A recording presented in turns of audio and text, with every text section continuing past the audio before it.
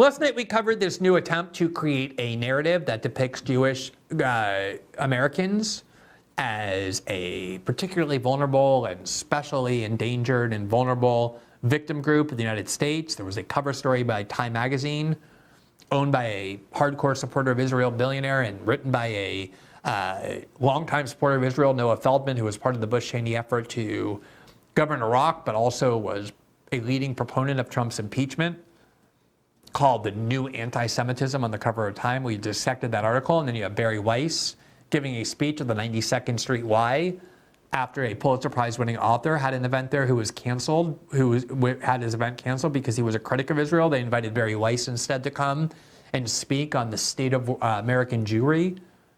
They had all these luminaries like Jerry Seinfeld in attendance, and Barry Weiss told them that American Jews are unsafe in the United States. They are the real victim group. And obviously a lot of this is an attempt to shield Israel from criticism, to imply that you become the new anti-Semite by questioning Biden's policy of financing Israel's war. That's what this is all done to, this is what that is all designed to achieve. Now, today, House Republicans who have spent years mocking the notion that students need to feel safe from criticism, from protests, from ideas that upset them on campus, mocking these people as fragile children who need to suck on their little blankets and get therapy dogs and safe spaces, ever since October 7th have decided that Jewish students are unsafe, not because they're being physically assaulted. The number of Jewish students who have been injured because of physical attacks on American campuses since October 7th is zero, or close to zero. Certainly nowhere near a kind of epidemic of the sort they're trying to depict. What they're actually saying is that Jewish students are unsafe, not because they're being physically assaulted or threatened with physical violence, but because the words they're hearing are violent. Words are violence. That was the claim of the liberal left for years, to try and usher in censorship in the name of protecting marginalized groups. And apparently a lot of people on the American right, eager to shield Israel from criticism, believe that that theory is absolutely true. It just doesn't belong being invoked to protect black people or Latinos or immigrants or Muslims or trans people or gay people or women or anybody else, only American Jews. That's where it's valid. That somehow, even though if you look at the metrics of American Jews, it's hard to find a group thriving more. And you have these students at the top, most elite college campuses from Harvard and Yale and Princeton and MIT and Penn and Columbia proclaiming themselves victims when, as Batya Ungar-Saigar said in a video we showed you, it's hard to imagine anybody more privileged than they. And yet we had a congressional hearing today where Jewish students were paraded around and they talked about their victimhood status. Again, none of them were physically assaulted. They're upset by pro-Palestinian protesters. And you had people like Elise Stefanik, whose big star-making moment was when she demanded more censorship from college administrators, who said we have to look at the context of these statements to decide. Threatening these college administrators again and say, we're going to get more safety from you for these students no matter what. Here is the New York Times account of it today. Quote, Jewish students describe facing anti-Semitism on campus to members of Congress. Now, just let's imagine that this headline said something slightly different. Instead of Jewish students, let's imagine that it said black students. I don't think I can write in this pen, but black students describe facing racism on this is barely illiterate. It looks like the scratching of some kind of neurotic person in the middle of a seizure. But I'm asking you to imagine a headline that said, instead of this, black students describe facing racism on campus to members of Congress. At a discussion held by a House panel, a student criticized their university for not cracking down on racism. An anti-war group pointed out that Muslim and Arab students are facing harassment too. People would mock this. They would say, oh, these poor, marginalized, self-victimized students at Harvard and Yale, constantly talking about how bad they have it. But because it's not Jewish students, it's not black students, claiming they face racism on campus, but instead it's Jewish students claiming they face anti-Semitism, everything switches. And suddenly the Republicans that would ordinarily be mocking these safety narratives suddenly embrace them. And again, don't say that it's different because this is physical endangerment, because it's not. No one claims these students have been assaulted or threatened with violence or the victims of violence. They're upset and angry that people are writing op-eds and protesting in defense of Palestinians against Israel. Here's what the article says. Quote, 9 Jewish students from prominent universities told members of Congress on Thursday that they feel unsafe on campus, but that their complaints of anti-Semitism had been waved away by university administrators. At a bipartisan roundtable organized by the House Committee on Education and the Workforce, the students described various episodes of anti-Semitism they had experienced on campus since the October 7th attack by Hamas on Israel, accusing their schools of pandering to violent and disruptive protesters while minimizing the threat to Jewish students. Several investigations are underway to examine claims of anti-Semitism and anti-Muslim bias on campuses. The Department of Education has opened inquiries into discrimination against Muslim students at Harvard and other universities.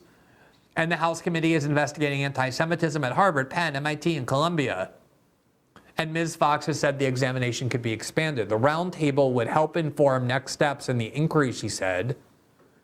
Passionate, angry, and defiant, the students on Thursday repeatedly described feeling scared and abandoned in spite of their efforts to be heard by university officials. Now, this is exactly what I was describing earlier as an abandonment of principles for immediate political convenience and political gain. You have the entire right mocking cancel culture, censorship, victimhood narratives, and ever since October 7th, much of the right, not all of it, but much of it, in the name of protecting Israel, has embraced all those narratives.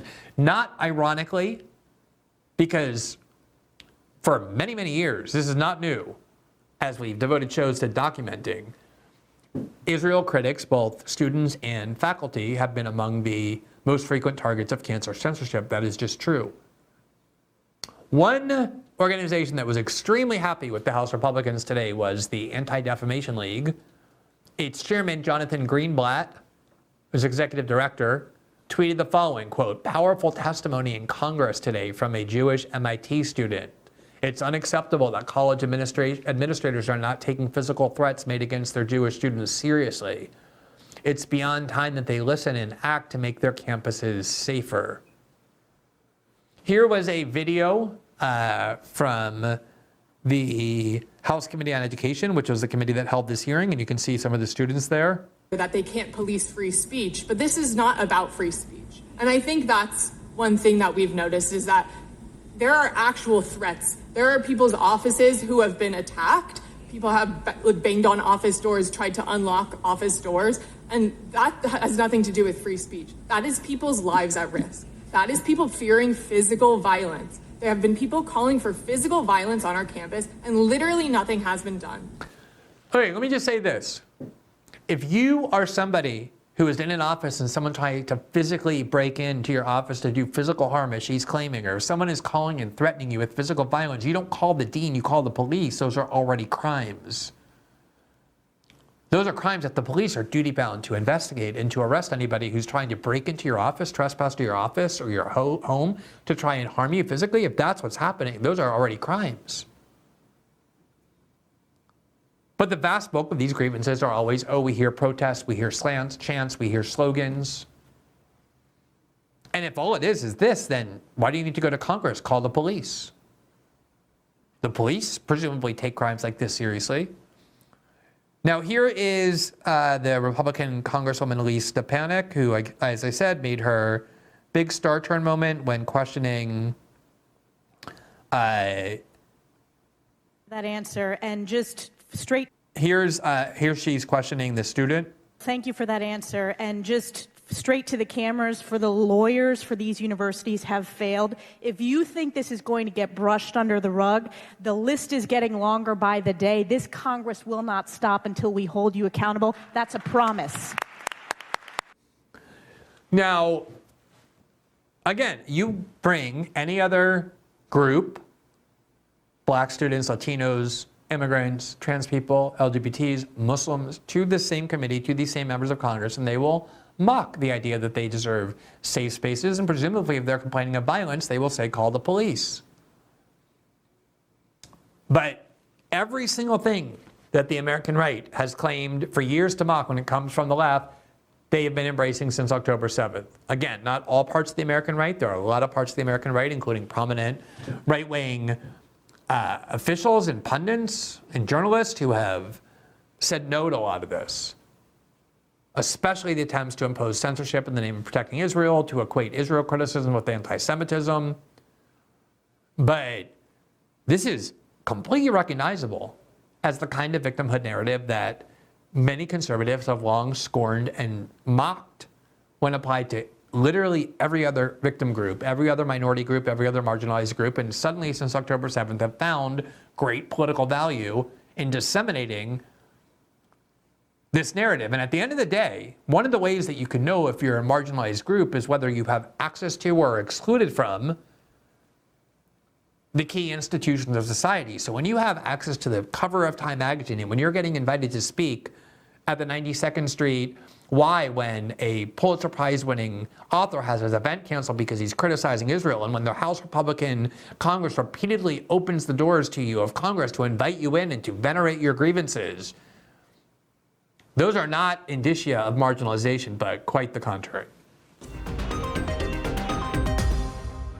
Thanks for watching this clip from System Update, our live show that airs every Monday through Friday at 7 p.m. Eastern, exclusively on Rumble. You can catch the full nightly shows live or view the backlog of episodes for free on our Rumble page. You can also find full episodes the morning after they air across all major podcasting platforms, including Spotify and Apple. All the information you need is linked below. We hope to see you there.